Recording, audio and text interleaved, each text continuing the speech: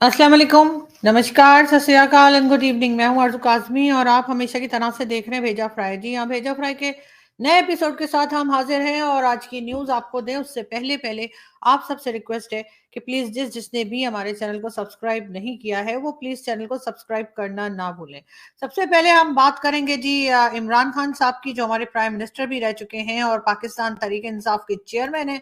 जी हाँ, इमरान खान साहब को आज अदालत ने बुलाया था कि जी अदालत में हाजिर हों, क्योंकि उनको एंटी टेररिज्म कोर्ट की तरफ से कहा गया था कि उन्होंने जो इलेक्शंस के लिए हंगामा किया था और एक प्रोटेस्ट किया था, उसके वजह से इमरान खान साहब के ऊपर केस चल रहा है और एंटी टेररिज्म कोर्ट में, और उनसे कहा गया कि वो आज हाजिर हों।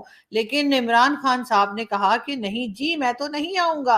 अब अदालत का ये कहना है कि अगर इसी तरह से हर एक को जो है छूट दी गई या हर एक को इस तरह से एक स्पेस दिया गया कि ठीक है आप अदालत में ना आइए अगर आपको चोट लगी है, या जैसे कि खान साहब कहते हैं कि उन्हें गोलियां लगी हैं, वो कौन सी गोली है जो कि ठीक ही नहीं हो रही, और इतने दिन हो गए उनके साथ वाले सब लोग ठीक हो गए लेकिन खान साहब की टांग है कि वो ठीक होने का नाम नहीं ले रही। तो अदालत का ये कहना था कि अगर खान साहब को इस किस्म के मौके दिए गए, अगर खान साहब को इस किस्म की स्पेस दी गई कि ठीक है आप ना आए, तो फिर ये चीज सभी के साथ, सारे मुजरिमों के साथ करना होगा, जो कि ठीक नहीं होगा। लेकिन बहरहाल इमरान खान साहब नहीं आए और इस वजह से एंटी टेररिज्म कोर्ट ने इमरान खान साहब जो कि जमानत पर हैं, उनकी जमानत को कैंसिल कर दिया। अब हुआ ये कि जी जब उनकी कैंसिल कर दी गई जमानत, तो जाहिर है कि इमरान खान साहब के हाथ पांव फूले और उन्होंने इधर उधर भागना दौड़ना शुरू किया। और खान साहब ने इस्लामाबाद हाई कोर्ट से फिलहाल ये करवा लिया है कि हाई कोर्ट ने कह दिया है कि जी उसके ऊपर जो फैसला है, यानी इमरान खान के ना आने के ऊपर और उनके जो जमानत उनकी जो थी वो जो कैंसिल की गई है एंटी टेररिज्म कोर्ट की तरफ से, उसके ऊपर फैसला जो है वो अभी जारी ना किया जाए, फैसला ना दिया जाए। और 22 फरवरी तक के लिए इमरान खान साहब को ये कह दिया गया है कि ठीक है आप आराम कीजिए, और 22 फरवरी तक के लिए वो फैसला रुकवा दिया गया है। वरना ये भी कहा जा रहा था कि हो सकता है कि खान साहब को अरेस्ट कर लिया जाए। खैर ये तो हम कब से सुन रहे हैं खान साहब को अरेस्ट कर लिया जाएगा, खान साहब अरेस्ट हो जाएंगे, आज पकड़ेंगे कल पकड़े जाएंगे, लेकिन ऐसा कुछ होता हुआ दिखाई नहीं दे रहा। मगर आज शाम को जी 6 बजे, यानी पाकिस्तान के 6 बजे, इमरान खान साहब एक अहम खिताब करेंगे। अब यानी कि वो क्या खिताब होगा, जाहिर है वीडियो लिंक के जरिए इमरान खान साहब जो हैं वो अपना एक भाषण देंगे। और वैसे तो वो हर दूसरे दिन ही भाषण देते हैं, तो मुझे नहीं पता कि क्या वो सारे भाषण बेकार के होते हैं जो आज कहा जा रहा है कि ये बड़ा खास भाषण है। इसमें खान साहब ने क्या कहना है मालूम नहीं, लेकिन उनके लॉयर की तरफ से कई बातें की गई, और ताकि उनको अदालत में ना आना पड़े, और वो चीजें मैं आपको बता देती हूँ। इमरान खान बुजुर्ग हैं, बीमार भी हैं। वकील इमरान खान अहम अहम बयान हल्फी देते हैं कि इमरान खान पेश होना चाहते हैं, यानी वकील की तरफ से कहा गया है कि हम जो है उस बात का बयान हल्फी देते हैं कि जी इमरान खान पेश होना चाहते हैं। इस्लामाबाद हाई कोर्ट ने इमरान खान को बायोमेट्रिक से भी कह दिया कि ठीक है जी, बायोमेट्रिक भी ना हो तो खैर है, क्योंकि कहा जाता है कि जिस 70s क्रॉस करने के बाद जो है वो आपके थंब और जो फिंगरप्रिंट्स हैं वो नहीं आते, तो उससे भी खान साहब को उन्होंने कहा है कि ठीक है कोई बात नहीं, आप बायोमेट्रिक भी ना दें, लेकिन अदालत में तो आए, जिस पे आने से अभी तक खान साहब गायब हैं। और उनका यही कहना है कि जी आ जाऊंगा, क्या जल्दी पड़ी है। साथ साथ जी इमरान खान की जो जमानत थी, यानी जो बेल के ऊपर वो इमरान खान साहब इधर उधर घूम रहे थे, यानी कि जमान पार्क के अंदर ही अंदर घूम रहे थे, बाहर नहीं निकले थे, उसके ऊपर भी लोग बात कर रहे हैं और कह रहे हैं कि अगर घर में वो इतने 100 चक्कर लगा सकते हैं तो वो अदालत में क्यों नहीं आ सकते। अब देखते हैं जी कि शाम को 6 बजे तहरीक इंसाफ के चेयरमैन इमरान खान साहब कौन सा नया भाषण देते हैं या कौन सी नई बात करते हैं। अली वजीर साहब के बारे में कई टाइम हमने आपको बताया कि जी तकरीबन 2 साल से उनको जेल में रखा गया था, और उनका कसूर वही था जो इमरान खान का भी है, या जो फवाद चौधरी का भी कह सकते हैं, या दूसरे कई लोगों का, कि उन्होंने भी जो है वो एस्टेब्लिशमेंट और आर्मी के लिए बातें की थी और बड़ी प्यारी प्यारी बातें की थी, लेकिन इतनी प्यारी भी नहीं की थी। कि उनको 2 साल के लिए रख लिया जाए। तो जी अब जुर्म एक जैसे होते हैं लेकिन सजाएं मुख्तलिफ होती हैं। तो जी बहरहाल अली वजीर साहब को रिहा कर दिया गया है और ये देखिए 2 साल के बाद अली वजीर साहब जेल से बाहर आए हैं। तो क्या हंसता हुआ नूरानी चेहरा। और 5 दिन जेल में रहकर जब फवाद चौधरी साहब आए तो जी चौधरी साहब की तो जिसे कहते हैं ना ची पू सभी बोल गई। तो ओके सॉरी मतलब फवाद चौधरी साहब तो घबरा ही गए, ये मैं कहना चाह रही थी, ये मैंने पता नहीं क्या बोला। खैर अब हम जी आपको एक वीडियो दिखाते हैं और फिर बात करते हैं। या अल्लाह या मोहम्मद या अल्लाह भेज लो, मेहरबानी करो तले ना भेज लो, उतना करो मामा ज्यादा तले में ज्यादा के मतलब अच्छा सर थोड़ा ज्यादा करनी मेहरबानी करो यार, देख बोला वाला हाथ बात दे देखो मेहरबानी करो जी ये एक आपको सांप नजर आ रहा होगा और ये है जी रहीम यार खान के इलाके सरदारगढ़ के करीब एक सांप जो है वो बेचारा बेहोश हो गया मुझे लगता है पठान फिल्म देखकर आ रहा था तो वो बेहोश हो गया और उसके बाद जितने मुरीद थे वो वहां पर जमा हुए और उनका कहना ये है कि जी यहाँ पे जो दरबार लगता है यानी जो मजार होगा या जो कह लीजिए कि ये जो मदरसे वदरसे टाइप के मौलवी होते हैं उनका कहना ये है लोगों का कि जी ये सांप जो है वो असल में वो पीर साहब हैं जो कि अपना रूप बदल कर आए हैं, यानी पहले वो इंसान थे और अब वो सांप बन के आए हैं। इसीलिए उनके जितने मुरीद थे यानी उनके जितने ऐसे लोग थे जो उन्हें मानते हैं और उनकी इबादत करते हैं या उनको बहुत बड़ा पीर फकीर मानते हैं, वो सब इस सांप को भी जो है वो सर पे हाथ फेरते हुए आपको दिखाई दिए होंगे और साथ साथ ये भी कहा जा रहा था कि उस सांप को चूमा जा रहा था और बेचारा बेहोश कह रहा होगा पता नहीं मेरे साथ हो क्या रहा है।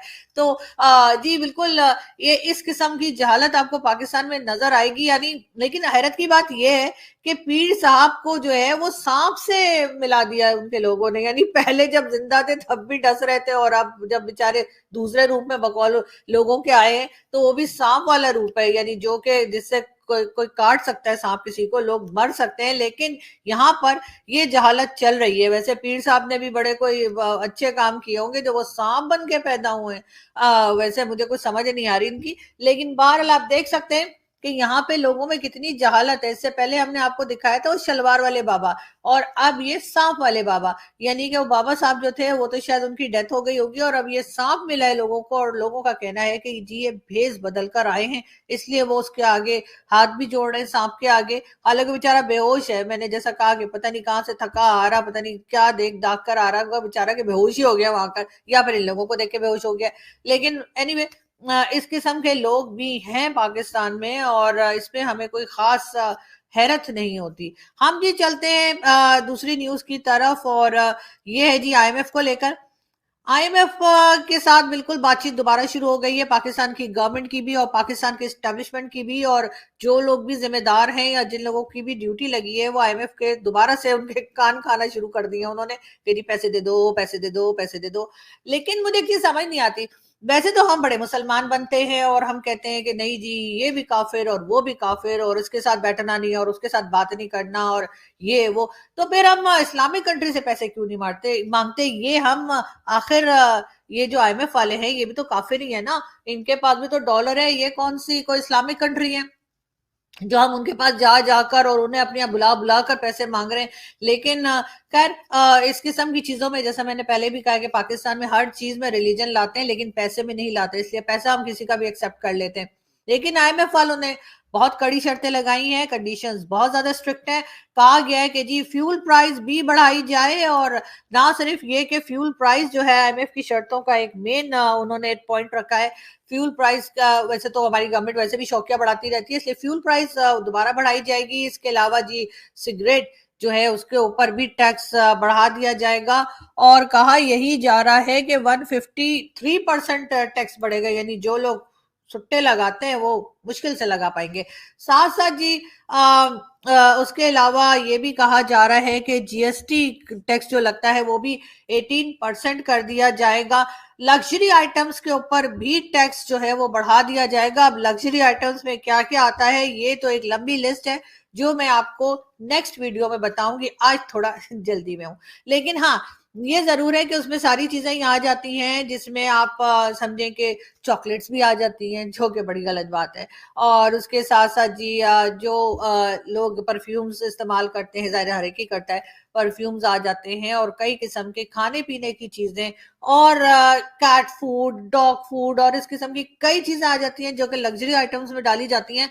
और कहा यह जा रहा है कि उस पर 25% जो है प्राइस इंक्रीज हो जाएगी। यानी कि हर अब लोग लेते हुए 200 बार सोचेंगे कि लें या ना लें। लेकिन पाकिस्तान में ऐसे लोगों की भी कमी नहीं है जिन्हें इस बात से कोई फर्क नहीं पड़ता और वो बड़ी आसानी से अफोर्ड कर लेंगे। और वो है जाहिर है कि हमारे स्टैब्लिशमेंट है, हमारी फौज के कुछ ऊपर के लोग हैं और जाहिर है कि हमारे पॉलिटिशियंस हैं और ब्यूरोक्रेट्स हैं और हमारे बहुत से ऐसे लोग हैं जिनको इस बातों से फर्क नहीं पड़ता। लेकिन हाँ, middle class, lower middle class और लोअर क्लास जो है वो जरूर इसमें फंसेगी, वो जरूर इसमें परेशान होगी और उनकी जरूर जिसे कहते हैं कि रोना भी निकलेगा और चीखें भी निकलेंगी। तो उससे गवर्नमेंट किस तरह से उनको बचाएगी, ये अभी तक उन्होंने नहीं बताया है।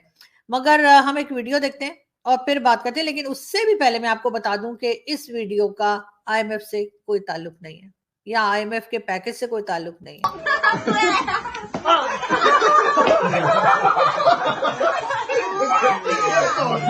好呀，洗不洗都行。来来来，哎，打不过打吧，反过来打，反过来，反过来打，反过来打，不行。जी, तो ये पता नहीं कोई चाइनीज थे और शादी हो रही थी और उनके यहाँ की कोई रस्म थी। जैसे मैंने पहले कहा कि इस बात का बिल्कुल आईएमएफ के पैकेज से कोई ताल्लुक नहीं है। हम चलते हैं अगली वीडियो की तरफ और देखते हैं और उसके बाद बात करते हैं। जेल भरो तहरीक हमारी जो है वो उसका प्रोसेस मुकम्मल हो गया है। ये 24 घंटे के नोटिस के ऊपर शुरू हो सकती है। हो सकता है ये कल शुरू हो जाए, हो सकता है ये परसों शुरू हो जाए, लेकिन ये तहरीक बिल्कुल मुकम्मल है और इंशाल्लाह हजारों लोग इस वक्त जो है वो गिरफ्तारी देने के लिए तैयार हैं। मुझे उम्मीद है सुप्रीम कोर्ट और पाकिस्तान की हाई कोर्ट इन मामलात का नोटिस लेंगी। इसके साथ में एक और नुकता ये रखना चाहता हूँ, जब ये इंटरिम गवर्नमेंट बनी थी हमने पंजाब में ये कहा कि 22 अफसर हैं जो तहरीक इंसाफ के खिलाफ ज़ाती तौर पे मुलव्वस हैं यहाँ पे इंतकामी कार्रवाइयों में, और उनको यहाँ अपॉइंट ना किया जाए। बड़े अफसोस की बात है कि इलेक्शन कमिश्नर ने और पंजाब हुकूमत ने उन 22 में से 17 ऑफिसर्स को पंजाब में अपॉइंट कर दिया है और बाकी जो 4 बचे। जी, ये थे फवाद चौधरी साहब जो कि इमरान खान साहब ने जो अनाउंसमेंट की थी कि जी जेल भरो तहरीक शुरू करने जा रहे हैं, तो उस बारे में बात कर रहे थे। और उनका कहना है कि बहुत जल्द हम जेल भरो तहरीक शुरू करेंगे और सब लोग जो यानी उनके फॉलोअर्स हैं या इमरान खान साहब को पसंद करते हैं बकौल फवाद चौधरी साहब के, कि वो जी उन्होंने रजिस्ट्रेशन भी करा ली है और बहुत जल्दी जो है वो लाखों लोग जो हैं वो जाकर जेल में बैठ जाएंगे। मतलब ये कि ये भी वैसे एक बहाना होगा। अच्छा है बैठ जाए लोग। आप लोअर क्लास ही जाएगी, जाहिर है कि और तो कोई जाएगा नहीं। हो सकता है लोअर मिडिल क्लास भी आपका साथ दे दे, क्योंकि खाने को नहीं होगा, जेल में कम से कम रोटी तो मिलेगी। एक टाइम की रोटी से भी लोग चले गए हैं। तो मेरा ख्याल है कि जेल जाने से बेहतर ऑप्शन है नहीं कि वहां जाके और जेल की रोटी खा ले। और वो भी लेने में जैसे फवाद चौधरी साहब के तो खैर रोना ही निकल गया था 5 डेज में। लेकिन अब जब दोबारा जाएंगे फवाद चौधरी साहब तो फिर देखते हैं कि क्या होता है। और जब इतने सारे लोग पहुंचेंगे जेल के अंदर, जो कि खान साहब का कहना है कि जी लाखों लोग तैयार बैठे हैं जेल में जाने के लिए। मतलब अजीब शौक है पाकिस्तानियों को, जेल में जाने का शौक पहली बार देखा है। तो जी वो जेल भरो यात्रा जो है, सॉरी वो तो भारत जोड़ो यात्रा थी, हमारा पाकिस्तान जोड़ो यात्रा होगी। तो लेकिन ये कि जेल भरो तहरीक जो इमरान खान साहब शुरू कर रहे हैं उसमें होगा क्या कि जब इतने सारे लोग जाएंगे, तो मुझे वो कल मैं मूवी देख रही थी बच्चन साहब की, कालिया कालिया कालिया कालिया, तो उसमें वो खाना ही लेने जाते हैं ना, जब वो लाइन लगती है कि जी लंच मिल रहा होता है, मेरे ख्याल दिन का वक्त लंच मिल रहा था, तो बच्चन साहब कहते हैं हम जहां खड़े होते हैं लाइन वहीं से शुरू होती है। मुझे लगता है फवाद चौधरी साहब का रोल वही होगा, क्योंकि फवाद चौधरी साहब को अगर देर में रोटी मिली तो फवाद चौधरी साहब ने तो रौला डाल देना कि जी मैंने नहीं रहना जेल में, मैं जा रहा हूँ। तो मुझे लगता है कि जब वो लाइन लगेगी खाने की तो ये सबसे आगे होंगे और उनके हाथ में वैसे थाल होगा और ये कहेंगे हम जहां से खड़े हो जाते लाइन वहीं से शुरू होती है। लेकिन फिर ये और बात है कि खान साहब इन्हें उठा के साइड में फेंक देंगे और कहेंगे नहीं पहले मैं। खैर ये तो क्या होगा और क्या नहीं होगा इसको हमें बिल्कुल फिक्र नहीं है, क्योंकि आजकल जिस तरह से ऑडियो और वीडियो रिलीज होती है तो मुझे यकीन है कि जेल के अंदर से भी कोई ना कोई वीडियो जो है कोई निकाल लाएगा और हमें देखने को मिल जाएगी कि आखिर जेल में ये लोग कर क्या रहे थे। मगर अभी फिलहाल अनाउंसमेंट्स पे गुजारा चल रहा है और आगे देखते हैं कि क्या होता है। बात हम करेंगे इंडिया की।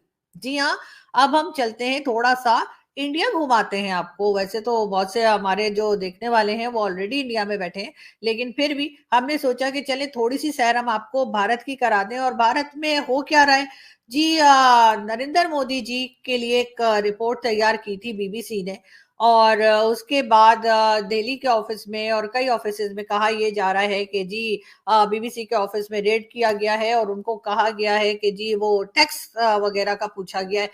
पाकिस्तान में इस पे बड़ा जश्न मनाया जा रहा है। पाकिस्तान का मीडिया बता बता के गला बैठ गया उनका, तालियां बजा बजा के कि जी देखो देखो जी मीडिया का कैसे गला घोंट रहे हैं ना, मीडिया को बोलने नहीं देते इंडिया वाले। देखा आपने कि जी नरेंद्र मोदी के लिए क्योंकि एक डॉक्यूमेंट्री बनाई बीबीसी ने, तो अब बीबीसी के ऑफिस के ऊपर जा जाके पुलिस वाले छापे मार रहे हैं और उनको पकड़ा जा रहा है, उनको रोका जा रहा है।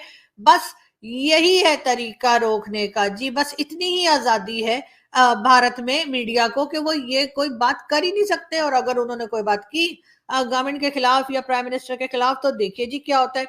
ये कह कहकर 2 दिन से पाकिस्तान का मीडिया, पाकिस्तान के टीवी चैनल जो हैं उनके गले बैठ गए। और आज सुबह भी यही कुछ हो रहा था जब मैं वीडियो बनाने आई हूँ, उससे पहले भी। और मैं ये सोच रही थी कि ठीक है, किसी को सही लग रहा होगा, किसी को गलत लग रहा होगा, हर एक का राइट है कि वो क्या बोले और क्या ना बोले उस डॉक्यूमेंट्री को लेकर। लेकिन पाकिस्तान वाले इस कदर शोर मचा रहे हैं कि जी मीडिया को आजादी नहीं है और मीडिया को बोलने नहीं दे रहे और इस तरह से कर रहे हैं, उस तरह से कर रहे हैं, क्योंकि हम वही लोग हैं जिन्होंने मतीउल्लाह जान साहब को उठा के ले गई, उनकी बात करने के ऊपर जो है वो भाई लोग उठा के ले गए ना वो सॉफ्टवेयर अपडेट के लिए। असद तूर को मारा पीटा, हामिद मीर को गोलियां लगी, अफसार आलम साहब को गोलियां लगी, कई जर्नलिस्ट जॉब से गए, कई जर्नलिस्ट जान से गए। पाकिस्तान में इस्लामाबाद जहां मैं मौजूद हूं, इसको अगर आप गूगल में करेंगे, चेक करेंगे तो आपको मिल जाएगा कि सबसे खतरनाक सिटी बताया गया है जर्नलिस्ट के लिए।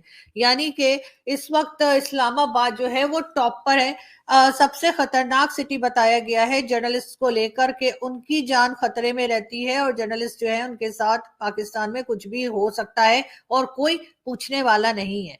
एक ग्रुप निकलता है और थोड़े से लोगों का वो कैंडल शैंडल लगा देते हैं, पिक्चर लगा देते हैं कोई अच्छी सी, और उसके बाद सामने कैंडल रख के बैठ जाते हैं जी बड़ा अफसोस हुआ, प्रोटेस्ट होता है थोड़ा सा, बस उसके बाद अगले जर्नलिस्ट के मरने या अगले जर्नलिस्ट के गायब हो जाने या अगले जर्नलिस्ट के मार खाने का इंतजार किया जाता है, उसके बचाव के लिए कुछ नहीं किया जाता। तो वो लोग जो है, वो मीडिया जो है वो गले फाड़ फाड़ के भारत के लिए जो है वो प्रोटेस्ट कर रहा है कि जी बीबीसी वालों के साथ आपने ऐसा कर दिया। तो जी पहले तो अपने आप को देख लीजिए, पहले अपने यहाँ के लोगों को देख लीजिए, कितने ही जर्नलिस्ट हैं आपके जो मिसिंग पर्सन्स में हैं, कितने ही जर्नलिस्ट आपके हैं जिन्हें मार दिया गया। और हामिद मीर साहब भी कहते हैं कि जी 2 गोलियां तो बॉडी में ही रह गई हैं उनके। और उसके साथ साथ असदतूर को भी आप जानते हैं, असदतूर साहब के साथ भी क्या कुछ हुआ सबको मालूम है।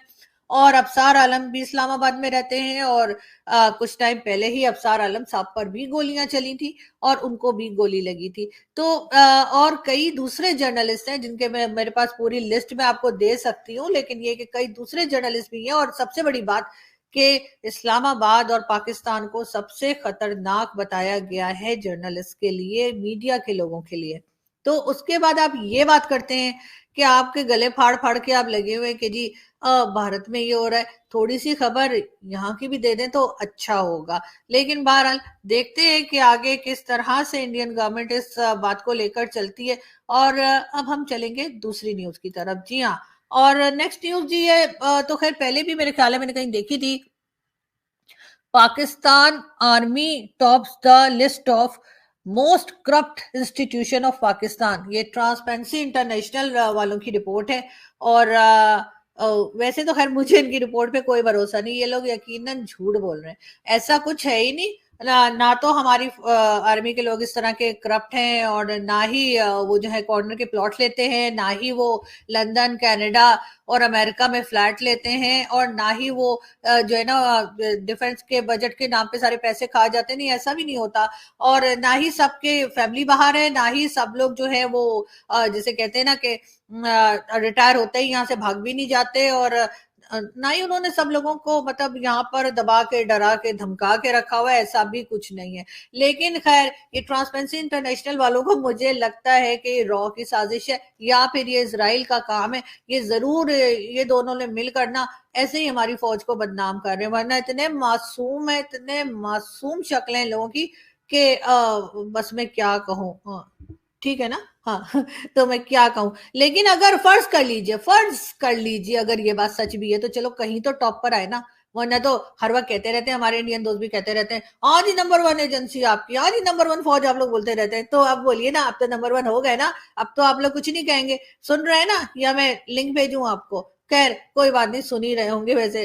हम आगे चलते हैं जी, ऐसी बेकार की बातों में ना ही पड़े तो अच्छा है। और जी अगली न्यूज हमारे पास है जी इसाक डार साहब को लेके। नेक इंसान को तकलीफ बर्दाश्त करनी पड़ती है, हमारी वो मिसालें हैं। बिल्कुल जी।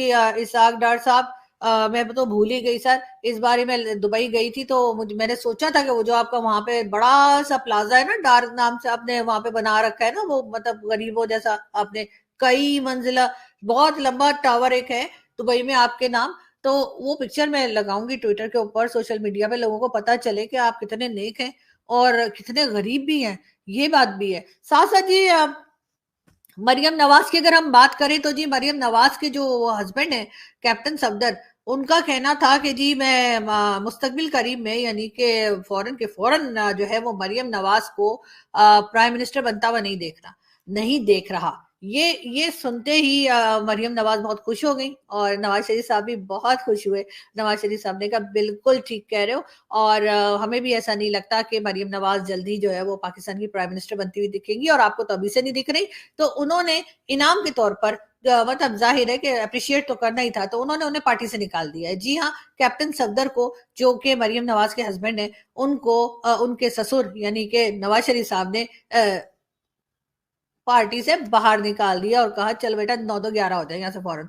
तो आजकल वो घर में मुझे लगता है बर्तन मांजने में लगे होंगे। ऐसी बातें नहीं किया करते कैप्टन साहब, आपको थोड़ा सा मतलब सोच के तो बोला करें ना, मतलब घर के लोगों के बारे में बात कर रहे हैं, वो भी बेगम के बारे में बात कर रहे हैं, वो तो फिर आपको पता है ना कि फिर चपेड़े ही चपेड़े। खैर बहरहाल अभी फिलहाल कैप्टन सफदर जो है उनको निकाल दिया गया पार्टी से। दोबारा कब लेंगे, जैसे ही वापस जाएंगे वो माफी तलाफी करके, हम आपको फौरन ही बता देंगे। अभी हम चलते हैं जी एक और वीडियो की तरफ।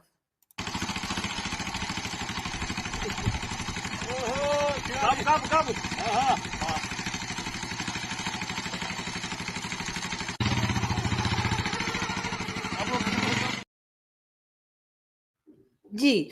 और पाकिस्तान में अब यही हाल आने वाला है कि जो गधे हैं उसी के ऊपर सब लोग इधर से उधर जाया करेंगे। फिलहाल ये गधे को कहीं ले जा रहे थे, मैंने सोचा आप लोगों को भी दिखा दूं, क्या पता आप लोग को भी कोई आइडिया आ जाए कि क्या होना चाहिए और क्या नहीं होना चाहिए। साथ साथ जी हम बात करेंगे चौधरी निसार की। चौधरी निसार साहब का कहना है, जो कि पीएमएलएन के मेंबर हैं, जो कुछ मैंने सहा और बर्दाश्त किया, खास तौर पर नवाज शरीफ और उनकी बेटी का जो किरदार रहा है, एक एक लफ्ज कौम के सामने रखना चाहता हूं।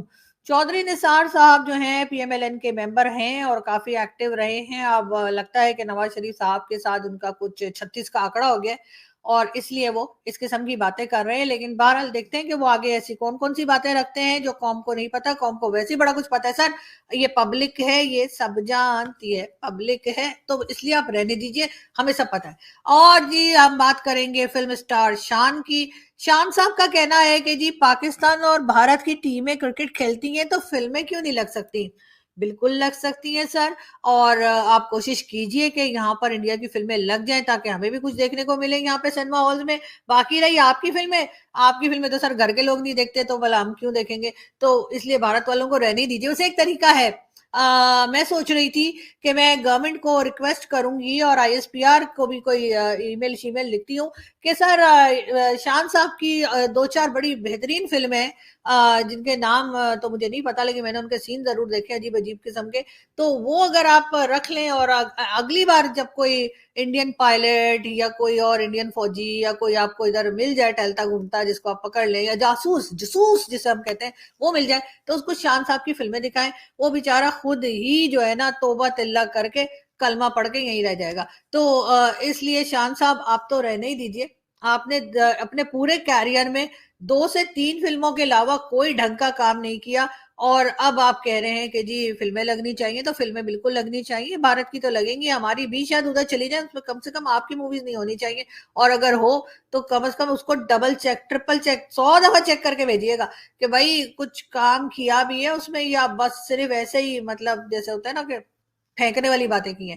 खैर हम चलते हैं और आपसे मुलाकात होगी नेक्स्ट वीडियो में। अपना बहुत सारा ख्याल रखिएगा, हंसते रहिए, मुस्कुराते रहिए, और हमारे लिए दुआ कीजिए क्योंकि हमारे ऊपर जो है ना मिनी बजट का बम गिराने वाली है गवर्नमेंट, और उसमें जो है वो बहुत से लोग जो है बहुत परेशान हो जाएंगे, जिसमें मैं भी शामिल हूँ। और बस दुआ कीजिए कि गुजारा हो जाए पाकिस्तानियों का, वरना तो आपको पता है कि बस लेने के देने पड़े हुए। वैसे मैं भूल गई, वो कश्मीर का क्या करना है सर, ये मैं बात कर रही हूँ आर्मी चीफ से। सर वो कश्मीर वो अच्छा अभी पैसे नहीं है, ठीक है ठीक है, ठीक है, जब पैसे आएंगे ना फिर हम कश्मीर लेके रहेंगे, ये हम बता रहे हैं अपने इंडियन जितने दोस्त हैं ना उनको, एक बार पैसा आने दीजिए फिर देखें हम लोग क्या करते हैं। Thank you.